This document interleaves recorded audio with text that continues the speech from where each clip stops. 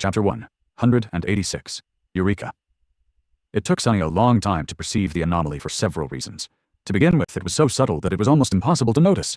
His whole mind was concentrated on the thoughts of battle technique and styles, and still, he only saw it by accident. The second reason had to do with his decision to face the Stone Saint without the augmentation of his aspect ability. Because of it, the shadow had nothing to do. It returned to acting as a proper shadow, and obediently repeated his every movement while he fought. The last reason was Effie, or more specifically, the fact that she had brought a source of light into the hidden lair, making the shadow actually visible. Because of this unlikely combination of events, Sunny was able to see it. He was in the middle of a fierce battle against the Stone Saint, sweat and blood trickling down his battered body. The clamor of swords clashing against each other permeated the chamber, drowning the raspy sound of his laborious breathing. Deflecting another blow, Sunny swiftly crouched and let the edge of the creature's shield whistle through the air above his head. His rather clumsy attempt to imitate one of the Stone Saint's explosive riposts was easily blocked, and the two of them continued the duel. This time it lasted for an especially long time.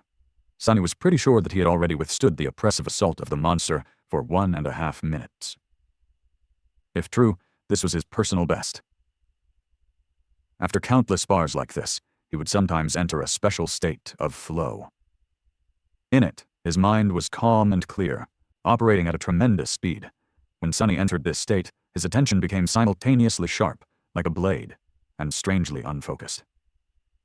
Normally, he would have to concentrate on specific details, like watching the enemy's footwork to predict where the next blow would come from. Sunny was even able to split his mind in two, with one part of it absorbing the information that came through his eyes, while the other was preoccupied with what the shadow saw. In this way, he could either concentrate on two enemies at the same time, or have a full view of his surroundings, so that no one could sneak up on him from behind. However, with his attention not focused on anything, he was somehow capable of perceiving everything. Every detail, be it the enemy's footwork, the direction of their gaze, or the slight change in the environment, simply became a part of the all-encompassing tapestry that he perceived as a whole. Needless to say, this ability to see everything simultaneously and think with sufficient speed to act on it dramatically boosted his combat performance.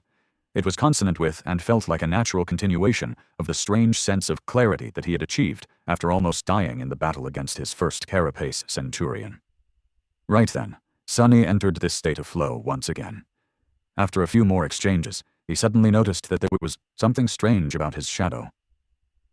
Instinctively, he paid it more attention while continuing to fight. It was then that he realized that his shadow's movements, while almost exactly like his, were actually not the same. There was a very slight, almost imperceptible difference. But he could feel something vast and profound hiding in this tiny divergence. Stunned, he slowed down and stared at the shadow.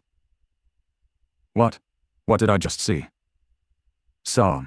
Sunny was so stunned, in fact, that for a moment he completely forgot where he was. In the next second, the rim of the Stone Saint's shield hit him in the chest, sending him flying at the wall once again. Sunny crashed into the cold stones, fell to the floor, and weakly groaned. Ouch, that one hurt. However, he immediately forgot about the pain. Sitting up, Sunny stared at his shadow with wide eyes. This is... What did he see? The shadow's movements, while exactly like his own, were also different. It was as though a light ignited in his head, or rather, became drowned in shadows. Sunny suddenly had an epiphany. This revelation was so astonishing that he almost cried out loud.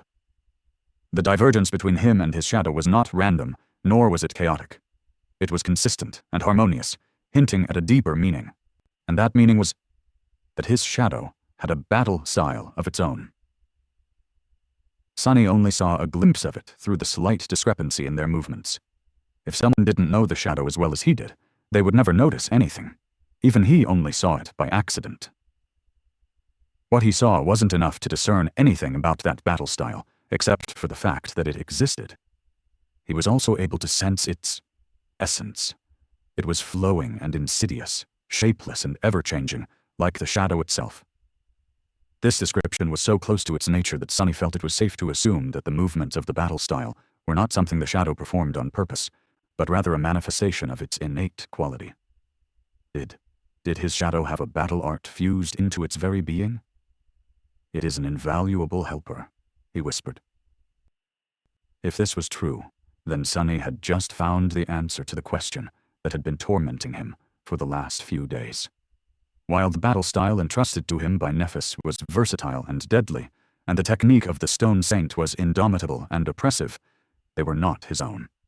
No matter how much he practiced them, he felt that there was something missing. Individuality. Only by creating a style of his own would Sunny be able to become equal to the best fighters out there. Until then, he would always be just an imitator. Of course, creating a true battle style was not something that a novice like him was capable of doing. More than that, there was a difference between knowing that the mysterious shadow style existed and actually understanding what it was. But still, it was a beginning. If he learned the secret hiding inside his shadow and combined it with the flowing adaptability of his current style, what would the result be? Standing up, Sunny spat a mouthful of blood, wiped the sweat off his brow, and walked over to his tormentor, the Stone Saint. Raising the Midnight Shard, he gritted his teeth and said, "Again."